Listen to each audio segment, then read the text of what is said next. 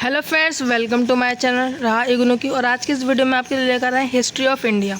ये जो सब्जेक्ट है आपका ड्यू में देखने को मिलता है। तो ये ड्यू के सेकंड सेमेस्टर के लिए है।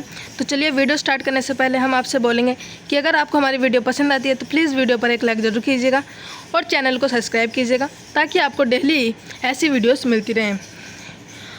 तो चलिए पढ़ते हैं। पहला पॉइंट ये है कि मुख्य कालखंड क्या थे। तो देखिए, पहला और द्वितीय और तृतीय यानी कि पहला गुप्त काल जो था 320 ईस्वी से लेकर 550 ईस्वी पूर्व तक चला था। इसमें क्या विशेषताएं बताई गई थी? स्वर्ण युग था। ये सांस्कृतिक उद्यान के रूप में भी जाना जाता था। गुप्तोत्तर काल ये 550 से लेकर 750 तक चला था। इसे राजनीतिक विखंडन के रूप में भी जाना जाता है। इसकी विशेषताएं थी। प्रारंभिक मध्यकाल 750 से लेकर 1200 ईस्वी तक चला था। इसके क्षेत्रीय राजवंशों का उदय भी कहा जाता है। ये इनकी प्रमुख विशेषताएं थी। पॉइंट सेकंड है कि महत्वपूर्ण साम्राज्य और राजवंश। पहला जो साम्राज्य था वह क्या था? गुप्त साम्राज्य। 320 ईस्वी से लेकर 550 ईस्वी तक। इसके संस्थापक कौन थे? चंद्रगुप्त प्रथम। गुप्त साम्राज्य के संस्थापक कौन थे? चंद्रगुप्त प्रथम। और प्रसिद्ध शासक कौन कौन थे? तो समुद्रगुप्त, चंद्रगुप्त द्वितीय और विक्रमादित्य के नाम से भी इन्हें जाना जाता है। फिर आता है कि इनकी विशेषताएं बताइए गुप्त साम्राज्य की। तो इसे भारत का स्वर्ण युग भी कहा जाता था। इसमें कला, साहित्य, विज्ञान, गणित के इनके विकास भी हुए थे। और कालिदास, आर्यभट्ट, बरहमहीर जैसे विद्वान भी इस टाइम पर प्रसिद्ध थे। अजंता एलोरा की जो गुफा है वो यहीं की गुफाएं बनी गई थी। यहाँ पर गुप्त साम्राज्य काल में ही अजंता एलोरा की गुफा बनी थी। फिर आता गुप्तोत्तर काल 550 से लेकर 750 ईस्वी तक। गुप्त साम्राज्य के पतन के बाद छोटे छोटे राज्यों का उदय होने लगा था। तो देखिए, उस टाइम पे जो प्रमुख राजवंश था वो क्या था? हर्षवर्धन जो था कन्नौज के राजा थे। चालुक्य, पाल और राजकोट ये तीनों ही हर्षवर्धन मतलब वहाँ के राजा थे कन्नौज के। और हर्षवर्धन जो थे ये प्रसिद्ध शासक और विद्वान थे। जो बाणभट्ट थी उन्होंने लिखा था, हरिश्चरित बुक थी उनकी, उसको लिखा था। और चीन का यात्री जो था हैंसंग ने भारत का जो है वर्णन किया था उसमें। फिर आता प्रारंभिक मध्यकाल जो 750 से लेकर 1200 ईस्वी तक है। इसे स्थानीय राजवंशों का उत्थान भी कहा जाता है। कोई एक केंद्रीय शक्ति नहीं थी इस टाइम पर। देखिए, प्रमुख राजवंश है। पहले है पाल वंश। पाल वंश का जो क्षेत्र था वो पूर्वी भारत था, यानी कि बंगाल और बिहार में पूर्वी साइड से था। फिर राष्ट्रकूट वंश पश्चिम दक्कन, प्रतिहार वंश राजस्थान और उत्तर भारत, चालुक्य वंश कर्नाटक आंध्र प्रदेश और चोल वंश तमिलनाडु और दक्षिण भारत। तो इनका ये विस्तार क्षेत्र था। फिर आता है धर्म और प्रदर्शन।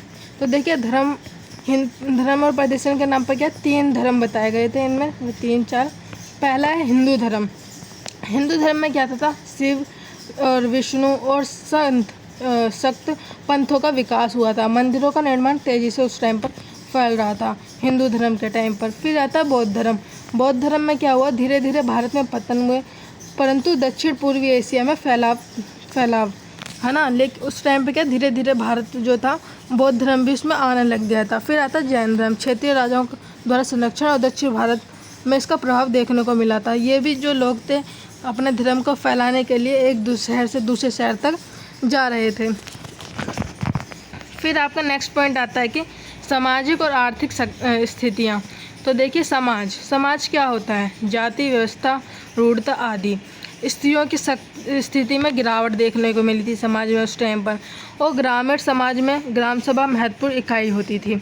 अर्थव्यवस्था क्या होती है? अर्थव्यवस्था कृषि यानी कि इनकम से, पैसे से, तो कृषि प्रधान अर्थव्यवस्था।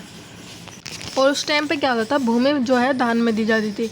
तो भूमि दान प्रथा भी उस टाइम पर चली थी, जो ब्राह्मणों को भूमि दान दी जाती थी। व्यापारों में कुछ कमी आई थी। और समुद्री व्यापार दक्षिण भारत से बहुत सक्रिय रहा है, यानी कि चोलों के समय में। ठीक। फिर आता है काल और वास्तुकला। मंदिर स्थापत्य यानी कि नगर शैली में क्या उत्तर भारत, द्रोणी शैली में दक्षिण भारत और वैश्य शैली में दक्कन। इसमें क्या था? मंदिर जो थे वो ज़्यादा तेज़ी से फैल रहे थे, यानी कि मंदिरों का विकास हो रहा था।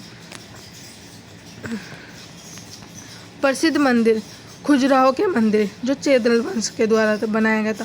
कोंकण सूर्य मंदिर बृहदेश्वर मंदिर चोल काल में जो बनाए गए थे। चित्रकला अजंता और एलोरा की जो गुफाएं थी, एलोरा की गुफा किस टाइम पे बनी थी? गुप्त साम्राज्य के काल में।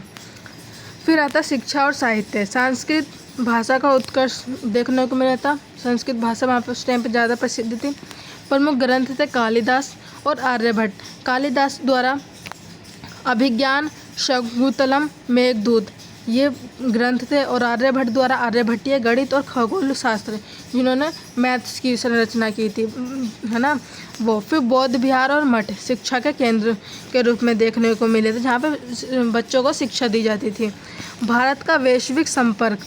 समुद्री मार्गों से दक्षिण पूर्वी एशिया, चीन, अरब देशों से व्यापार और सांस्कृतिक संपर्क होना। चोल साम्राज्य ने श्रीलंका, मालदीव, दक्षिण पूर्वी एशिया पर भी अपना प्रभाव देखने को डाला था, प्रभाव देखने को उस टाइम पर मिलता है। इस पूरी उसका सारांश क्या था?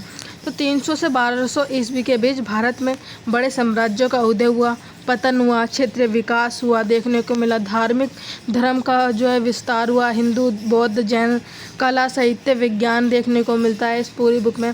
अर्थशास्त्र, कृषि आधारित पर समुद्री व्यापार, इन सब में देखने को मिलता था कि किस तरीके से उन्होंने अपना विस्तार क्षेत्र बढ़ाया था।